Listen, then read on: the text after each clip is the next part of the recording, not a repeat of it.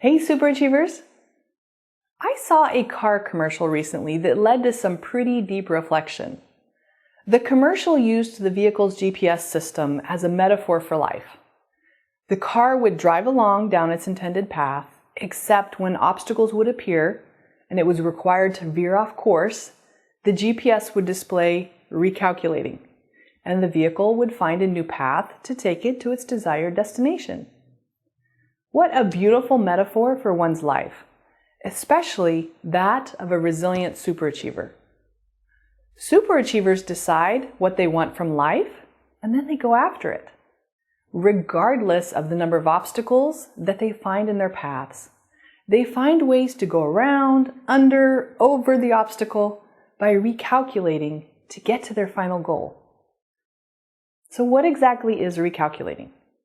It is an attitude. One that requires grit, resilience, perseverance, all that good stuff that helps us survive and even thrive in life. It is also a system, one that requires going through logical problem solving and developing multiple backup plans so that one can quickly recalculate.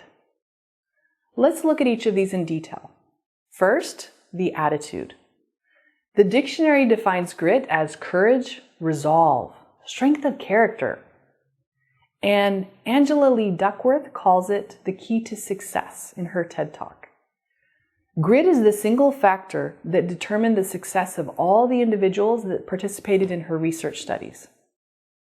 All right, so what if you don't believe you have grit? Well, the good news is that you can learn it. Learning grit is not easy as it requires a change in perspective. By attempting to learn or improve your grit, you are in essence practicing grit, so it's win-win. The strategy I have found that works for building grit involves looking at the gifts that each adversity we face brings us. Yes, even the traumatic stuff that occurs to some of us. This can be really hard to do in the midst of adversity, however, it is so worth it. All right, so how does this play out? I'll use a personal story for this one. The death of my father.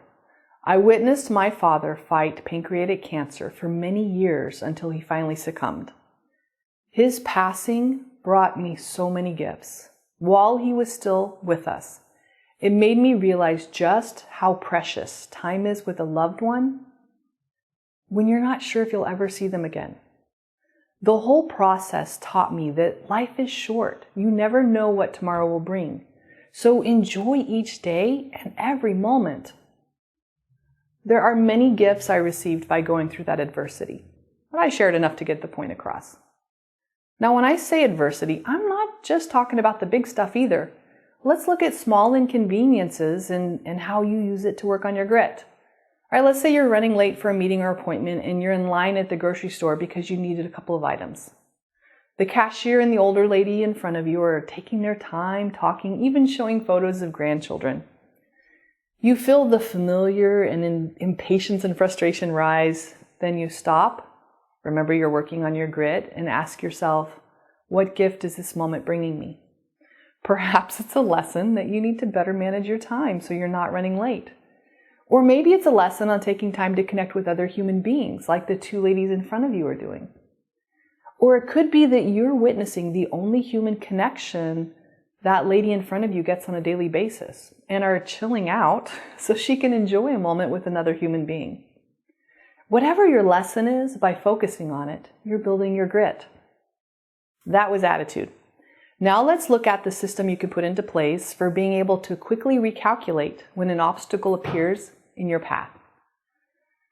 The system is fairly simple. It involves some logical problem solving and developing a plan for each potential obstacle identified. This involves looking at what you want to achieve, identifying the potential obstacles that may arise, and then developing if-then contingency plans.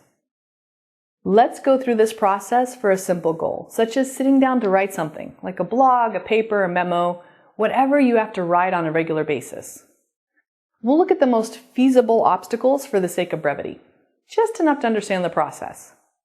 The two most common obstacles to writing are potential interruptions from external forces and the inability to focus. So we ask ourselves, if an outside interruption or inability to focus occurs, then I will ask myself if it is worth diverting my attention. Since it's most likely not, I will focus on writing. So the first part of the plan is to minimize all distractions. For example, when I sit down to write, I'll do it in my living room or dining room on my laptop without my phone nearby. I also turn off everything on my laptop but the writing program. So plan A is to sit with only my writing program open in an environment where I will not see my to-do pile on my desk or have other potential distractions nearby. Plan B I create is if a distraction does occur, whether it's external or an ability to focus on my part, I'll ask myself if it's more important than the writing. Let's say the doorbell rings and I see that it's someone with a clipboard. I will not answer the door unless it is a police officer or firefighter. I will also not answer the phone unless they call 2 times in a row, so I can make sure it's not an emergency. A lot of information, so let's recap.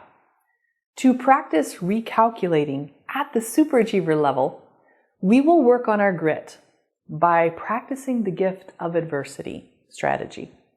We will ask ourselves what gift the adversity we are currently experiencing is bringing us. Then we will also set up a recalculating system in which we engage in logical problem solving for potential obstacles and devise backup plans that can be immediately implemented in the event that one of the obstacles appears. Your call to action today is to reflect on how well you are recalculating in your life and develop a plan to improve it.